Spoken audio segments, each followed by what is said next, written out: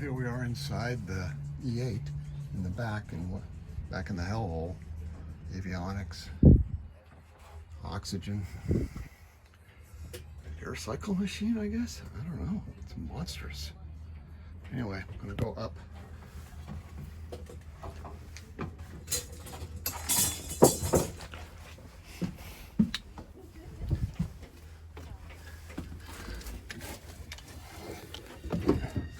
Hi, fellas. Tensions is definitely rising. Here's the back.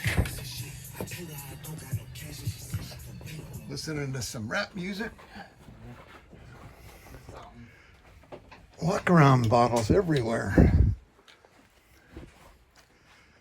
See how many crew members are on this thing. Lavatory in the back. They really are ready for. Oops, gotta watch where I step. Observation hole in the back. More spaces for crew members. There's no lights in here yet, so it's pretty dark. Here's some more crew member space. Bunks for sleeping. And extra seats, jump seats. More walk around oxygen bottles.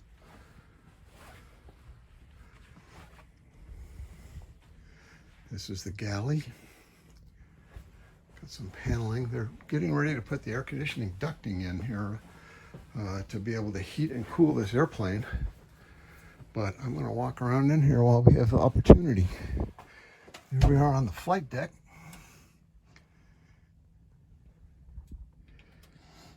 See all the circuit breakers. This aircraft came out of the depot, so you can see all the pulled and tagged circuit breakers here. This is the flight engineer's panel.